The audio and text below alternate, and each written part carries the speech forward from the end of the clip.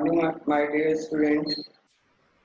चलिए स्टार्ट करते हैं हम लोग अपने सब्जेक्ट्स को कि फिजिक्स किसको कहते हैं। देखिए फिजिक्स का अपने एक हर वर्ड का अपना एक मतलब होता है। जैसे P stands for positive, H stands for humble, Y stands for younger, S stands for studious, I stands for an inexperienced, C stands for communicative and S for scientific।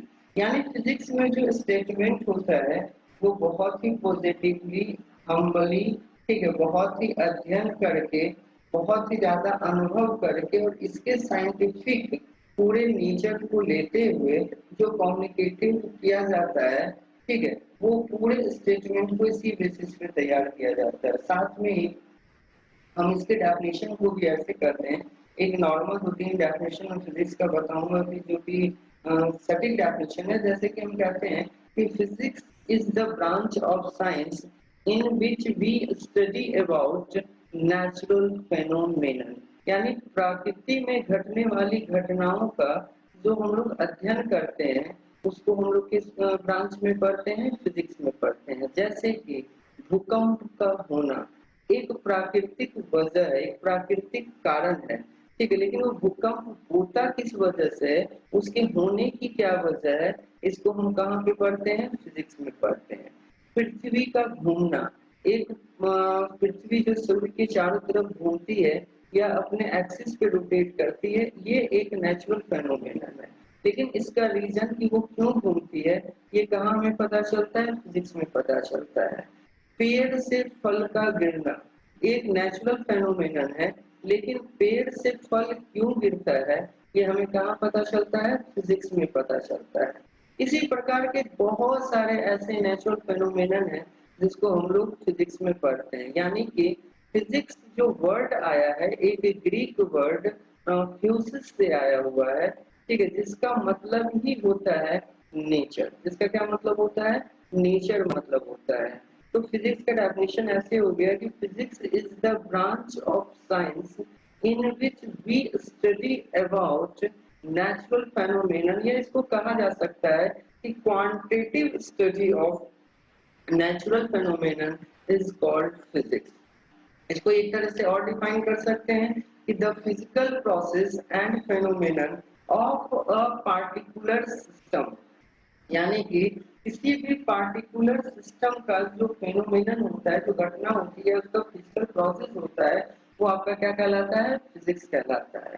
या फिर इसको ऐसे कर सकते हैं कि a science that deals with matter and energy and their interaction। यानी कि एक ऐसा साइंस जो कि डील करता है किसी भी पदार्थ या ऊर्जा के बारे में और उसका जो इंटरेक्शन होता है उसके बारे में, वो कहाँ पढ़ना पड़ता है? फिजिक्स में पढ़ना पड़ता है। तो हम सबसे पहले एक डेफिनेशन देंगे कि फिजिकल क्वांटिटी कहते किसको है। फिजिकल क्वांटिटी कहते किसको है? सबसे पहले ये देखिए कि फिजिकल क्वांटिटी होता क्या है। तो हम लिखते हैं कि वैसी quantity, the quantity which is used for describe the laws of physics. यानी कि वैसी क्वांटिटी जिसका उपयोग हम फिजिक्स के किसी लॉ को डिस्क्राइब करने में करते हैं, उसी क्वांटिटी को हम लोग फिजिकल क्वांटिटी कहते हैं।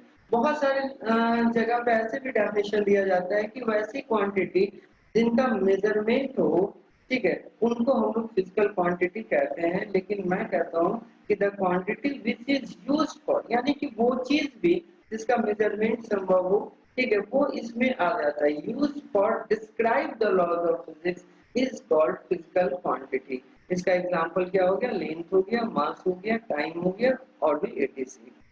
अब देखिए फिजिकल क्वांटिटी को क्लासिफाइड किया गया दो प्रकार से, on the basis of direction properties and on the basis of dependency. On the basis of direction property, direction का मतलब क्या होता है? डायरेक्शन का मतलब होता है दिशा। यानी कि अगर इस प्रॉपर्टी के हिसाब से अगर हम किसी फिजिकल क्वांटिटी को क्लासिफाइड करें तो दो टर्म हो सकता है। एक हो सकता है दिशा के साथ, एक हो सकता है दिशा के साथ, और दूसरा हो सकता है दिशा के बिना। दूसरा क्या हो सकता है, दिशा के बिना। अगर हम इस तरीके से इसको क्लासिफाइड करें दिशा के आधार पे, तो दो ही प्रोबेबिलिटी बनती है, या तो फिजिकल क्वांटिटी जो है वो दिशा के साथ होगा या दिशा के बिना होगा। जो दिशा के साथ होता है उसको हम लोग क्या कहते हैं, वेक्टर क्वांटिटी, और जो दिशा के बिना होता है उसको हम लोग कहते हैं स्केलर क्वांटिटी। अब बात करते हैं डिपेंडेंसी की, जो दूसरा पैटर्न है इसका क्लासिफिकेशन का। अब डिपेंडेंसी का मतलब होता है आधारित। क्या मतलब होता है, आधारित कह सकते हैं। अगर इस हिसाब से अगर हम फिजिकल क्वांटिटी को क्लासिफाइड करें तो दो प्रकार का हो सकता है। एक हो सकता है स्वतंत्र, एक हो सकता है हमारा क्या, स्वतंत्र यानी इंडिपेंडेंट। ठीक है, एक हो सकता है स्वतंत्र और दूसरा हो सकता है आश्रित। दूसरा क्या हो सकता है आपका, आश्रित हो सकता है। तो जो स्वतंत्र होता है, जो अपने डेफिनेशन के लिए किसी पे डिपेंड नहीं होता है, वैसी फिजिकल क्वांटिटी को हम लोग कहते हैं फंडामेंटल क्वांटिटी। क्या कहते हैं आपको, फंडामेंटल। और जो आश्रित होता है उसका नाम हम लोग रख देते हैं डिराइव। यानी कि वैसी क्वांटिटी जो अपने आप को डिफाइन करने के लिए किसी दूसरे फिजिकल क्वांटिटी पे डिपेंड करती हो, वैसी फिजिकल क्वांटिटी क्या कहलाती है, डिराइव्ड फिजिकल क्वांटिटी कहलाती है। तो आज के क्लास में हम यही दोनों प्रॉपर्टीज के बारे में पढ़ेंगे। अब देखिए हमने यहाँ पे लिखा कि on the basis of direction property physical quantities classified in two parts. पहला स्केलर, दूसरा वेक्टर। स्केलर, स्केलर का मतलब होता है अदिश। स्केलर का मतलब क्या होता है, अदिश। इसकी हिंदी होती है अदिश, जिसका मतलब होता है दिशा के बिना। जिसका मतलब होता है दिशा के बिना। यानी हम इसको लिखेंगे कि वैसी फिजिकल क्वांटिटी जिसमें सिर्फ मैग्नीट्यूड हो और डायरेक्शन नहीं हो, जिसमें सिर्फ मैग्नीट्यूड हो, डायरेक्शन नहीं हो, साथ ही साथ ये लॉज ऑफ वेक्टर अलजेब्रा को फॉलो नहीं करता हो।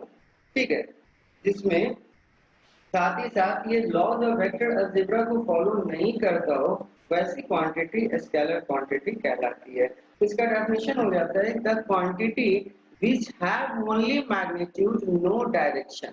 यानी कि वैसी क्वांटिटी जिसमें सिर्फ मैग्नीट्यूड हो, डायरेक्शन नहीं हो, और have both magnitude and direction, have both magnitude and direction, but does not obey the laws of vector algebra, such quantities are called scalar quantity। यानी वैसी क्वांटिटी जिसमें सिर्फ मैग्नीट्यूड हो, डायरेक्शन नहीं हो, और उसमें मान लेते हैं कि मैग्नीट्यूड और डायरेक्शन दोनों हो, लेकिन वो अगर वेक्टर अलजेब्रिक रूल्स को फॉलो नहीं करता है, वैसी क्वांटिटी स्केलर क्वांटिटी कहलाती है।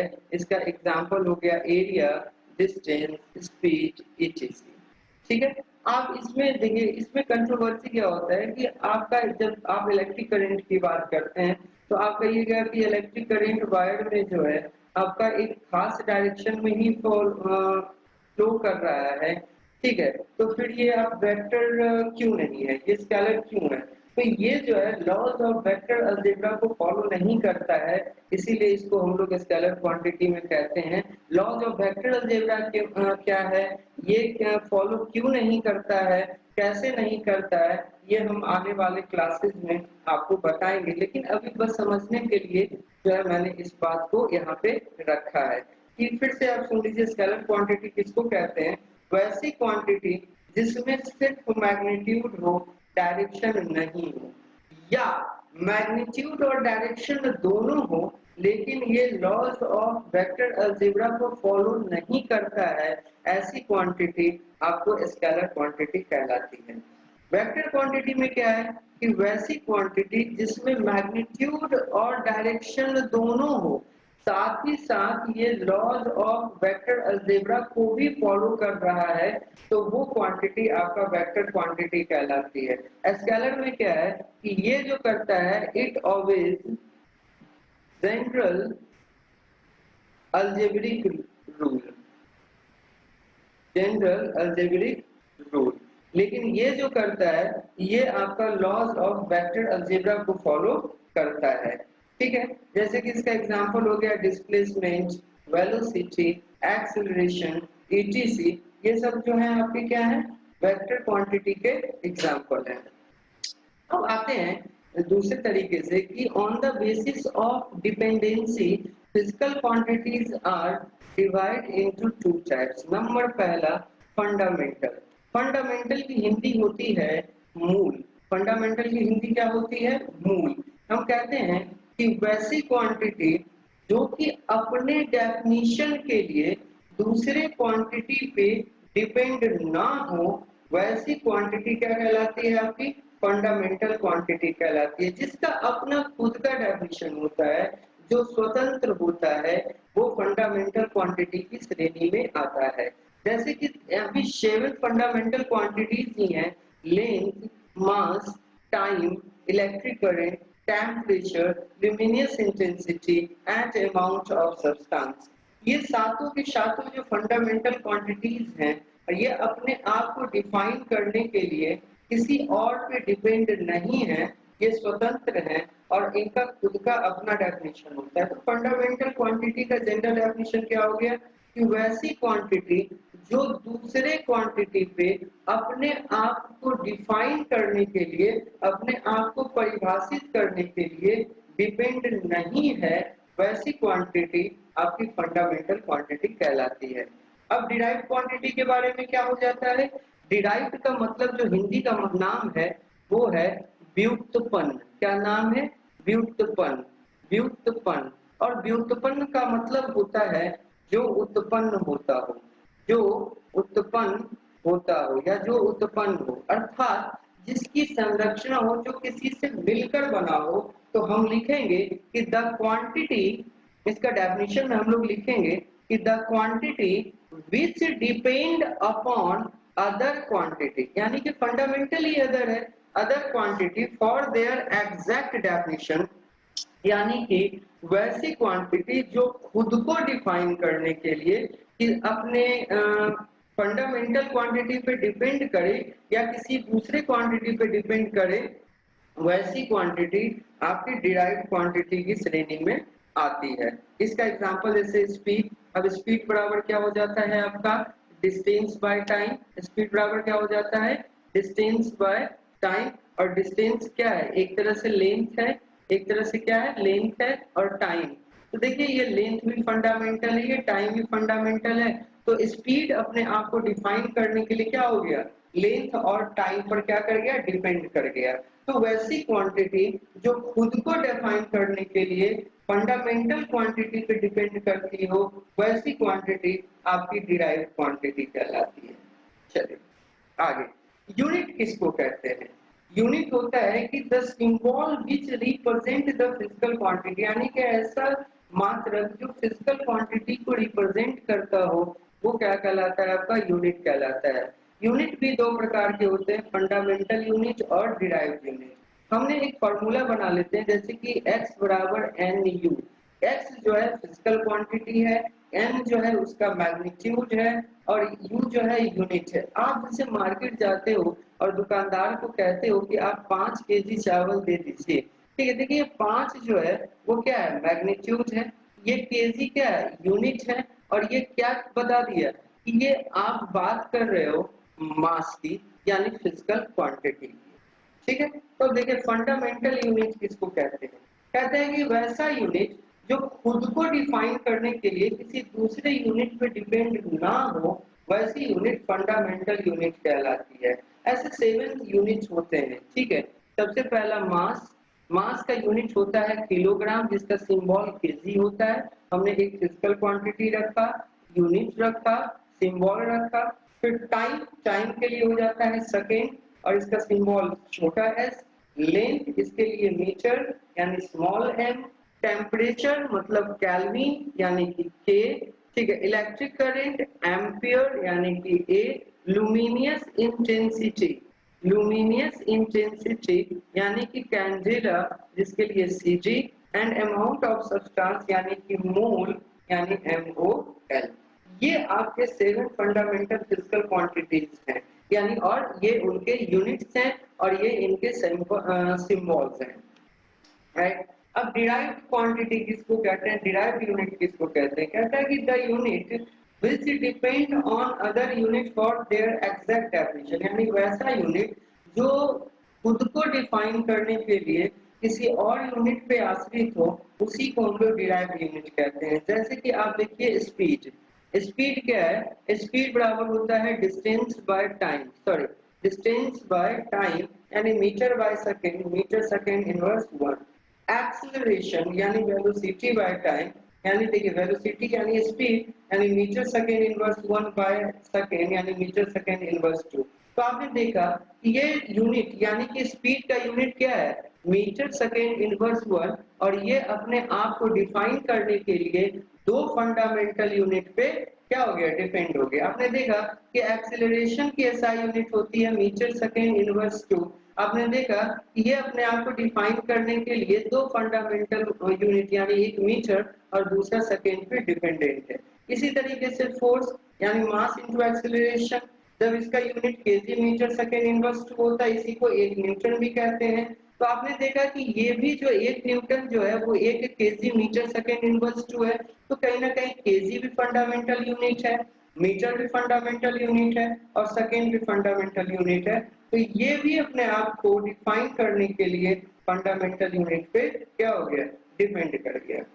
तो आज का सेशन यहीं तक रहने देते हैं, कल फिर हम लोग आगे बढ़ेंगे और यूनिट के बारे में जितने भी सिस्टम्स ऑफ यूनिट आए या डायमेंशंस क्या होते हैं हम उन पे बात करेंगे।